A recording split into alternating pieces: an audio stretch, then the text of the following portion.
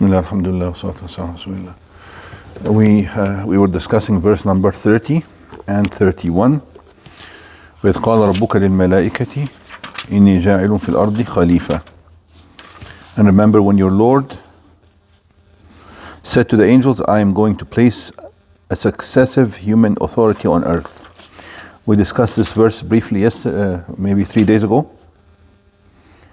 So the angels were asking, will you place in it someone who will spread corruption therein and shed blood while we glorify your praises and proclaim your holiness? Just as a reminder, we mentioned that this verse came after Allah spoke about the beginning of the creation of the heavens and earth. هو الذي خلق لكم ما في الأرض جميعا ثم استوى إلى السماء فسواهن سبع سماوات. So after talking about the beginning of the universe, creation of the universe, Allah then spoke about the beginning of the creation of human beings, because human beings are the main creation and the most weighty creation that Allah placed within this universe to achieve a certain purpose, which is to give them and offer them free will and ability and the knowledge of ability as well, so that they may obey or disobey Allah based on that free will. Everything else in the universe obeys Allah with no other option to disobey.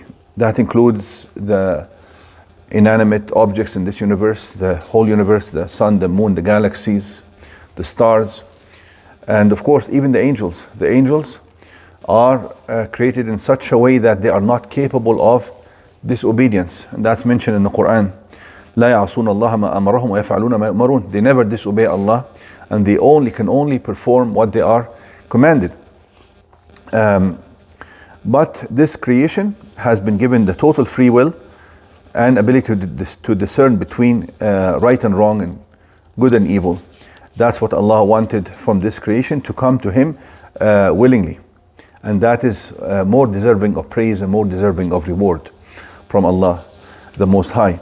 We mentioned that وَإِذْ قَالَ رَبُّكَ indicates that Allah speaks, and you will see that also Allah later in next few verses spoke with Adam as well and his wife, and that indicates that Adam was a messenger of Allah. Allah spoke to him.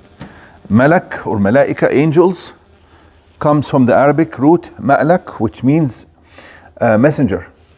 Al-aluka in Arabic is a risala, it's a message, or comes from malk, which means power. They have ability and power as well, just like Allah said about Jibril, ذي قوة عند ذي العرش مكين عليها ملائكة غلاظ شداد. He described Jibril, the angel Jibril, that he is very powerful.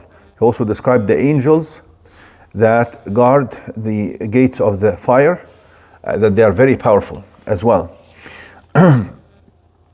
Angels here, the angels did not know the purpose and the wisdom behind the creation of human beings, because obviously Allah wants the prosperity and the wellness and the goodness for this earth. So for Him to create a creation that can commit evil or commit good, the angels were a little bit perplexed about this fact. How can you allow for human beings to live on this earth and shed blood or spread corruption? And they felt that they might be more worthy of performing this duty of maintaining and sustaining and developing the earth, because they can only do what is good and what is right. But Allah mentioned to them, I know what you do not know. We had stopped at this statement, I know what you do not know, while we were reading from this tafsir, تفسير الماوردي. قال إني أعلم ما لا تعلمون. ثلاثة أقوال.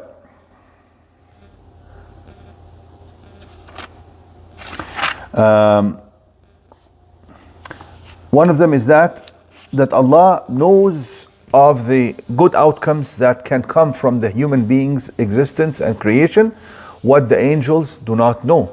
They looked at the evil part in the human being, but they didn't know that the goodness within the human being and the progress and development and the goodness that will come from his actions, especially the righteous people, far outweighs the evil that may come from other human beings. إني أعلم ما لا تعلمون. Another explanation is that Allah knows best how to manage His affairs. Just a general response to what they were asking without telling them how. And another one is that Allah is referring to Iblis, who was amongst the angels at the time, Shaitan. So Allah was hinting towards that He knows there's one amongst them who is Shaitan, whom they were not aware of, who will be very insisting and bent upon disobeying Allah. Then the next verse says, وَعَلَّمَ آدَمَ الْأَسْمَاءَ كُلَّهَا. This is number 31. Allah taught Adam the names of all things. ثُمَّ عَرَضَهُمْ عَلَى الْمَلَائِكَةِ. Then He presented them to the angels and said, فَقَالَ أَنْبِئُونِي بِأَسْمَاءِ هَؤُلَاءِ إِن كُنْتُمْ صَادِقِينَ. He says, tell me the names of these if what you say is true. عَلَّمَ آدَمَ الْأَسْمَاءَ كُلَّهَا. Allah taught him the names of all things. Some scholars say that this refers to teaching Adam language, the ability to communicate, and that's a very important feature of the human being that sets him apart from all other creation on earth. And the knowledge, ability to discern, ability to gain knowledge, and ability to transfer knowledge as well, because without language we would be in very big trouble. If I wanted to talk to you, for instance, about a mountain, I would have to take you to the mountain and point like this to tell you give you some information about the mountain. Or a tree, I have to take you to the tree or bring the tree to you. Imagine how much knowledge we can transfer amongst ourselves just while sitting like this, because we have, what is language? Language is basically symbols, sound symbols that refer to everything that we know. Everything that we know, there's a symbol attached to it, and that symbol is formed of words which are basically certain sounds. It's a very complex mechanism that we have, the mechanism of language. Yes, animals can communicate, but to a very limited degree. They can't really say a poem or write a book or something like this, but they can just communicate maybe to directions or some very simple directions they can give to each other. But human beings basically can understand everything that Allah has created in this universe. It's open for them to understand and explore, and they can deliver this knowledge and propagate it from generation to generation or within the generation, and this would open so many new worlds to them. This is a feature, obviously, that the angels do not have. The angels are created in such a way that they are given a commandment, they just go and fulfill that commandment. They cannot explore for themselves and discover things and transmit the knowledge that they've discovered on their own accord between each other, and develop the knowledge by themselves. That's why when Allah challenged them, says, أنبئوني بأسماء هؤلاء. Tell me the names of these things. قالوا سبحانك لا علم لنا إلا ما علمتنا. Tell me the names of these things. They replied, glory be to you, we have no knowledge except what you taught us. إنك أنت العليم الحكيم. You are truly the all-knowing, the all-wise. So they only receive bits and pieces of information that relate to the specific mission that they are supposed to go and achieve. And as I mentioned, they are messengers. They are messengers to deliver information, but they are also messengers that are assigned certain tasks. So you send them, go and do this, or go and deliver this piece of information. That's all they do. Okay? No? Doesn't have the connotation of predict, not just to name. Who's that? The word أنبئوني. أنبئوني. Say something what اسمع. Said أنبئوني. No. So the twist of that word means predict what these are. Is that correct? It could mean that, or it could mean to predict, or could mean just to أنبئني means to just give me the information as well. Because النبأ means important information. That's all it means. عما يتساءلون عن النبأ العظيم. النبأ العظيم is important and weighty information. That's all it means.